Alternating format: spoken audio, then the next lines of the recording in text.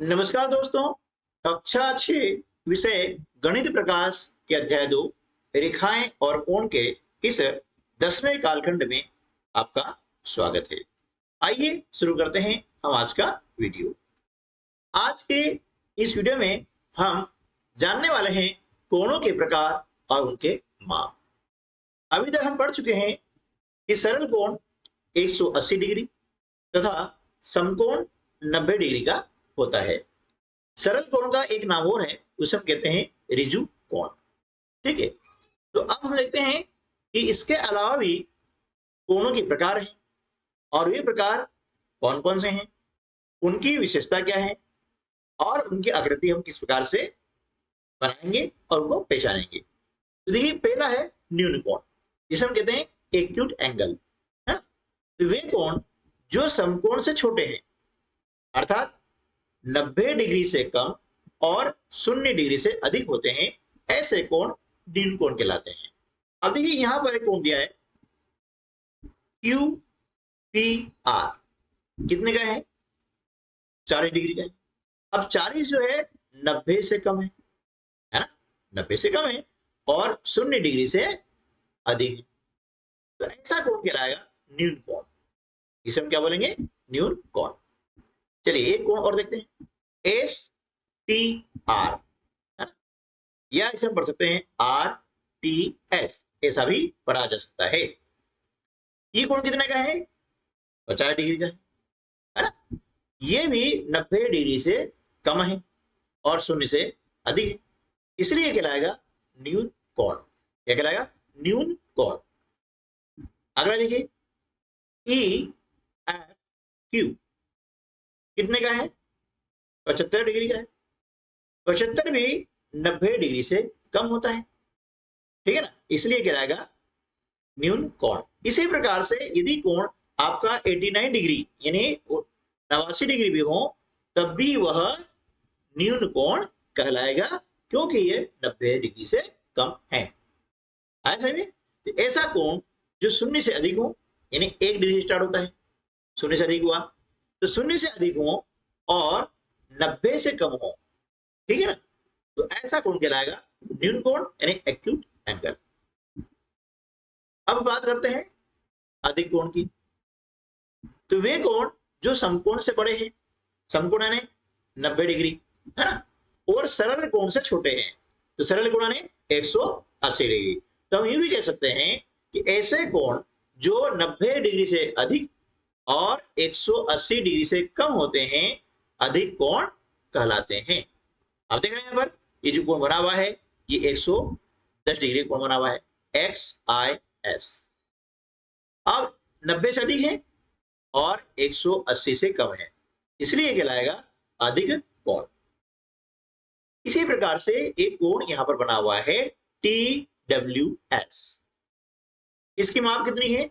130 degree.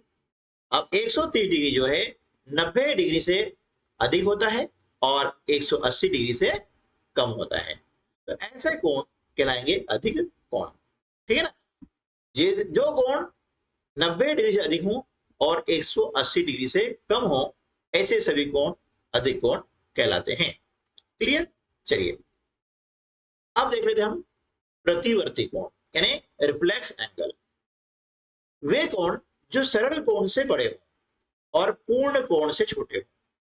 मतलब क्या हुआ कि 180 डिग्री से बड़े हो और 360 डिग्री से छोटे हो, तो ऐसे कोण कहलाते हैं प्रतिवर्ती कोण। क्या कहलाएंगे ये? प्रतिवर्ती कोण, ठीक है ना, इन्हें पुनरुक्त कोण भी कहा जाता है। ठीक है, देखिए जैसे यहां पर है पी ए सी, या हम बोल सकते हैं इसे पी ए बी, ठीक है ना। ये आप देख रहे हैं, ये कहलाएगा प्रतिवर्ती कोण। ये 180 डिग्री से अधिक है, यहां से घूम रहा है ना। यदि ये चिन्ह ना हो, देखिए यहां दिशा आपको दी गई है कि किस कोण को मापना है ना, तो यहां से इस कोण को मापना है, ये होगा प्रतिवर्ती कोण यानी रिफ्लेक्स एंगल, ठीक है। यदि ये आपने चिन्ह नहीं दिया है ना, यानी इससे दिखाई नहीं है कि कौन सा कोण मापना है, तो फिर ये कोण हो जाएगा अधिक कोण। यदि मान लिया यहां से ऐसा होगा इस प्रकार से, ये हो जाएगा अधिक कोण, है ना। इसलिए ये जो है आपको इंगित किया जाता है कि कहां से हमें कहां तक कोण को मापना है, ये दर्शाया जाता है। ठीक है, चलिए अगला कोण क्या है, S M T, S M T या टी एम एस भी कहा जा सकता है। अब यहां पर ये संकेत देख रहे हैं, है ना, ये बाहर से नापना है। इसका अर्थ ये हुआ कि यह हो गया एक प्रतिवर्ती कोण। क्या हो गया, प्रतिवर्ती कोण हो गया। ठीक है ना। तो ऐसा कोण जो 180 डिग्री से बड़ा हो और 360 डिग्री से छोटा हो उसे हम कहते हैं प्रतिवर्ती कोण, यानी रिफ्लेक्स एंगल। आइए पता लगाएं। नीचे दिए गए प्रत्येक ग्रिड में बिंदु ए को ग्रिड के दूसरे बिंदुओं से एक सरल रेखा से इस प्रकार मिलान कीजिए कि हमें एक न्यून कोण प्राप्त हो। ठीक है, यहां पर आपको दिया गया है ना, और इस प्रकार मिलाया है, ठीक है, न्यून कोण प्राप्त हो रहा है। और अभी हमने जाना कि ऐसा कोण जो 0 डिग्री से बड़ा हो और 90 डिग्री से छोटा हो वह कहलाता है न्यून कोण। इसी प्रकार से अगली ग्रिड के माध्यम से हम और भी कोण बना सकते हैं इस प्रकार से, है ना। इसके अलावा भी यहाँ पर कई सारे बिंदु हैं, इसके द्वारा आप जो है इनको मिला करके न्यून कोण की रचना कर सकते हैं। इन बिंदुओं में लाइए, ये बनेगा आपका न्यून कोण। ठीक है ना। तो यहाँ पर 4-5 संख्या में भी न्यून कोण बन सकते हैं, आप इसका अभ्यास कर सकते हैं। अब भी वाला है कि एक अधिक कोण प्राप्त हो, यानी इसको मिलाना है और अधिक कोण बनाना है। तो एक यहाँ पर रेखाखंड यहाँ पर दी हुई है, यह एक रेखाखंड दिया हुआ है। तो इन्हीं रेखाखंडों के प्रयोग से हमें क्या करना है, एक अधिक कोण बनाना है। इस प्रकार से देखिए, है ना, ये अधिक कोण है, यह 90 डिग्री से अधिक है और 180 डिग्री से कम है। ऐसा कोण कहलाएगा अधिक कोण। एक इस प्रकार से रचना कर सकते हैं। देखिए, ये भी एक अधिक कोण है। इसके अलावा भी आप जो है इन बिंदु को प्राप्त कर सकते हैं, लेकिन हमें क्या कहा है कि एक अधिक कोण प्राप्त हो। एक कोण बनाना था, जो हमने और 2 कोण बना दिए हैं। ठीक है, सी वाला, एक प्रतिवर्ती कोण प्राप्त हो। हम जानते हैं कि ऐसा कोण जो 180 डिग्री से बड़ा हो और 360 डिग्री से छोटा हो वह कहलाता है प्रतिवर्ती कोण, यानी रिफ्लेक्स एंगल। और इसकी रचना हम कुछ इस प्रकार से करते हैं। देखिए, है ना, ये कहलाएगा, है ना, प्रतिवर्ती कोण, यानी यहां से यहां तक इसको नापना है। ये आप देख रहे हैं इस प्रकार से, है ना, ये वाला हो गया। ठीक, प्रश्न क्रमांक 2, चांदे की सहायता से प्रत्येक कोण का माप निकालिए। प्रत्येक कोण को न्यून कोण, अधिक कोण, समकोण या प्रतिवर्ती कोण में वर्गीकृत कीजिए। यहाँ पर ए बी सी डी यानी 4 कोण दिए गए हैं और इन 4 कोणों को यहाँ पर नापना है। ठीक है ना। चलिए इसको हम हल करते हैं। सबसे पहले क्या करेंगे कि इन कोणों को मापने के लिए, है ना, ये 4 कोण दिए गए हैं, इन कोणों को मापने के लिए हमें चांदे की आवश्यकता होगी। और यहाँ कहा भी गया प्रश्न में कि चांदे की सहायता से प्रत्येक कोण का माप निकालिए। तो चांदा निकाल लीजिएगा, ठीक है। और चांदे को हम इस प्रकार से यहां पर रखेंगे। कोण PTR मापना है पहले, है ना। देखिए, ये कोण PTR, और इसको मापने के लिए हमें चांदे की आवश्यकता होगी। तो चांदे को निकाल लीजिएगा और इस प्रकार से यहाँ पर रख दीजिएगा। रख दिया ना, ठीक है। ये चांदे का जो केंद्र बिंदु है, ये बिंदु आ जाएगा और चांदे की जो आधार रेखा है, देखिए, इस किरण के ऊपर आ जाएगी। यानी चांदे की आधार रेखा और किरण एक दूसरे के संपाती होना चाहिए, मतलब एक दूसरे के एकदम ऊपर। ठीक है।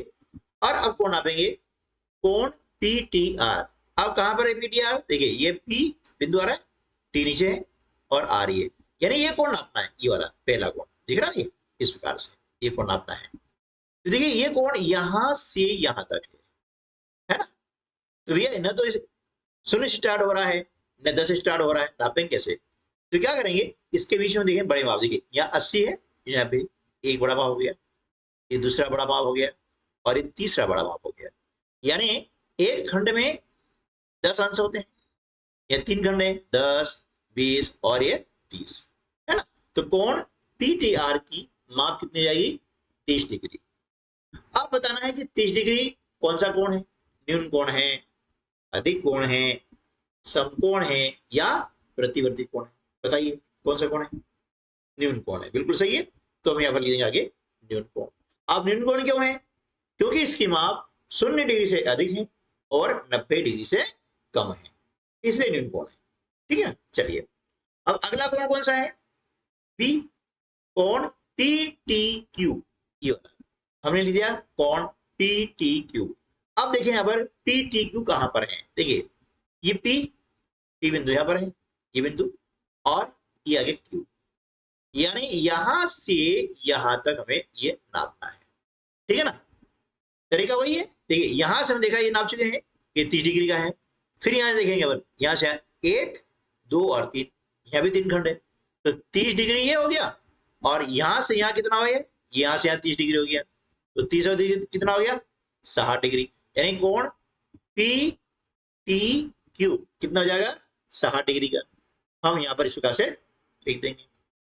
अब आपको बताना है कि 60 डिग्री वाला कोण न्यून कोण है, अधिक कोण है, समकोण है या प्रतिवर्ती कोण? बताइए। न्यून कोण है, बिल्कुल सही है। क्यों है? क्योंकि यह कोण भी 90 डिग्री से कम है और 0 डिग्री से अधिक है। ठीक है, इसलिए हो गया न्यून कोण। चलिए अगला सी, कोण PTW, है ना। कोण PTW कहां पर है? देखिए कोण P, T और W, यानी यहां से यहां तक पूरा कोण। ठीक है।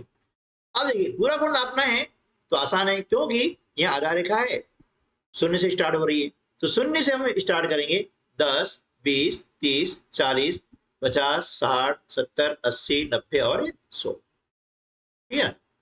जब 0 से स्टार्ट होता है तो कोण मापना बहुत ही आसान हो जाता है। तो कोण PTW हो जाएगा 100 डिग्री का। आप बताइए कि 100 डिग्री कोण है, ये न्यून कोण है, अधिक कोण है, समकोण है या प्रतिवर्ती कोण?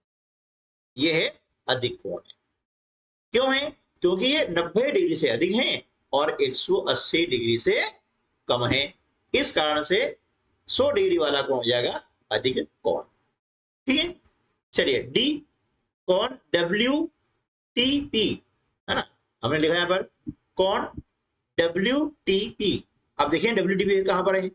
अब देखिए यहां पर WTP, ये यहां से हमें यहां नापना है। ये हो गया भैया प्रतिवर्ती कोण।